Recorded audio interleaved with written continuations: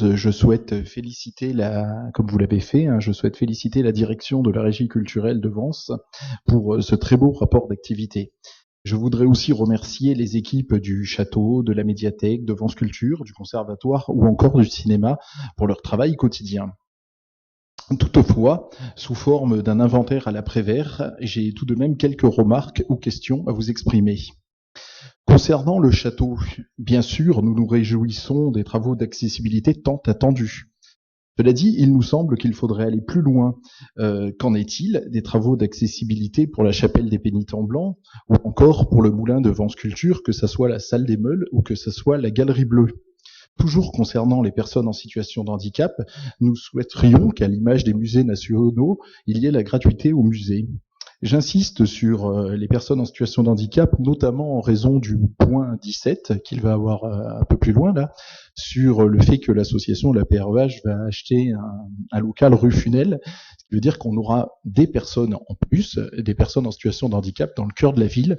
Donc il est vraiment très important que cette ville soit accessible aux personnes en fauteuil. Et je ne sais pas si toutes les recommandations de l'association Vence Handicap Service de Saïda ont été entendues, et je pense notamment aux places de stationnement. Mais là, je m'éloigne de la culture. Concernant Vence Culture, nous regrettons que la location de la salle des Meules soit désormais payante. Nous n'avons hélas, tout le monde le sait bien, nous n'avons hélas pas de salle de spectacle à Vence. Cette petite salle, elle pallie tant bien que mal à cette absence. La jauge de la salle des Meules est vraiment petite, elle est vraiment réduite, ce qui empêche une réelle rentabilité des spectacles proposés. En la rendant payante, j'ai bien peur que nous allons décourager les associations et cela devrait nuire, je le crains, à l'offre culturelle de la ville. Toujours concernant Vence Culture, nous regrettons aussi que depuis le Covid, la chapelle Sainte-Bernadette ne soit plus un lieu d'exposition. Par rapport aux manifestations culturelles, effectivement, il y en a beaucoup et on peut en être fier.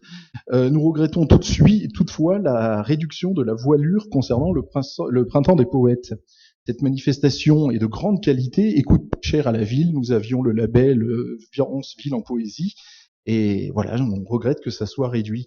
Concernant le cinéma, il avait été envisagé un médiateur. Je ne sais pas ce qu'il en est, donc merci de nous éclairer là-dessus. Concernant la Villa Le Rêve, nous regrettons qu'il n'y ait pas plus de manifestations dans le magnifique jardin.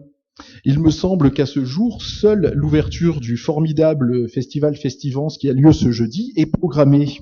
Organiser des manifestations dans ce lieu prestigieux permettrait de faire une publicité supplémentaire pour la souscription, car il me semble, hélas, que nous sommes encore bien loin du compte. Autre sujet, pour élargir le champ de vision, vous ne parlez jamais de notre patrimoine cultuel. Ce patrimoine nécessite également de mener des actions de fond. Je pense notamment à la réhabilitation des chapelles du Calvaire.